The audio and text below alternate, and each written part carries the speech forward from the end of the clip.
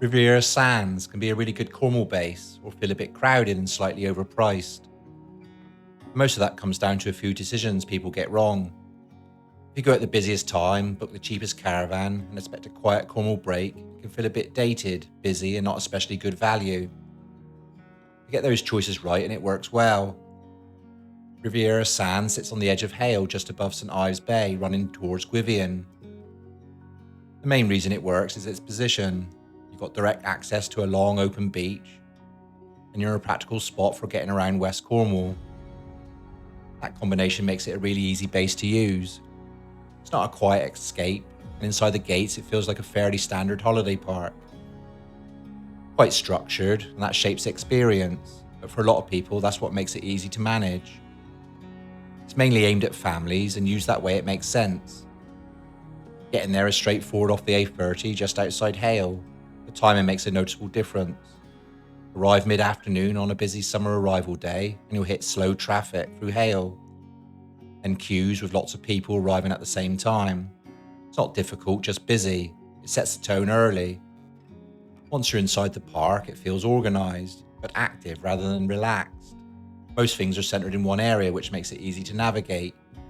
Also, that means it can feel busier at certain times. Distances are longer than they first look, and depending on where your caravan is, you'll feel that over the week. Where this really starts to matter is accommodation. Everything here is caravans, and the difference between them is clear. The cheaper ones can feel quite basic and a bit worn. This is one of the easiest ones to get wrong. Saving a bit up front here can change how the whole week feels. We stayed in one of the cheaper saver caravans, and it was actually better than we expected. The description made it sound fairly basic, saying things like heating only in the lounge, but in reality there was heating in all the rooms, plus things like a hairdryer that weren't mentioned. Also had the essentials you'd expect: a TV, microwave, fridge, proper shower and toilet, so nothing really felt missing day to day. So I'm not sure if we were upgraded or if the description just doesn't fully match what you get, but it did feel a bit better than it sounds on paper. Mid-range caravans are more consistent and comfortable, and generally the safer option for a full week. Higher tier options are better maintained, though not high-end. The next pressure point is activities. There's a decent range, especially for younger children. In quieter periods, you can move between them fairly easily. In peak weeks, everything runs on booking. Leave it late and you'll miss out. So you end up planning your day around it. It works, but you need to work with it. Once you spent the morning at the pool or out on the beach, you're going to feel hungry, and that's where things start to get expensive. On-site food is useful, especially on arrival, but it gets busy and it adds up quickly if you rely on it. Being just outside Hayle makes a big difference. Got supermarkets, takeaways, and places like the Bluff Inn and Gilbert's Beach Bar and Cafe, just a short walk away. Mixing those in gives you better value and more choice. Evenings follow a similar pattern. They're structured around entertainment, great for families with younger children, but they can feel quite full on if that's not what you're looking for. It's easy enough to step away from it, but it's a noticeable part of the experience. If it sounds like I'm being a bit critical, it's mainly because expectations matter here. But used the right way, it does work well. There is one big reason people keep coming back. The part that really makes Riviere Sands work is the beach. The park sits just above St Ives Bay with direct and very short access down to a wide open stretch, running towards Gwyvion and Godrevy.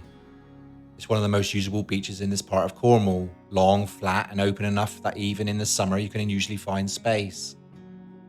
And the moment you step off the park and onto the sand, the whole atmosphere changes. It's more open, less pressured, and feels like a completely different place from the park. But this stretch of coast is quite open. Wind often comes straight in off the Atlantic, and it can feel cooler than expected even on bright days. Some days are ideal, others aren't. It depends on the conditions. As a base, though, the location works really well.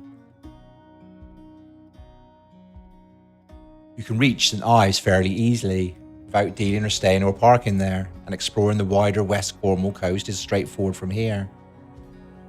Where Riviere Sands can fall short is mostly about scale and expectations. During school holidays it gets busy, things get harder to get into, and booking becomes part of how you organise the day.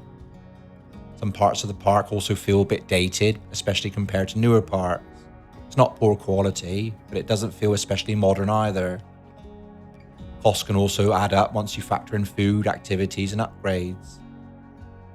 And inside the park, it doesn't feel particularly Cornish. The sense of the place comes from the coastline around it.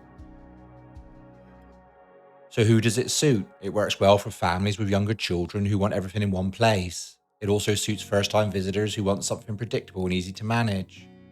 It's less suited to couples or anyone looking for a quieter, more relaxed stay. While you can stay without a car, it's much easier if you have one.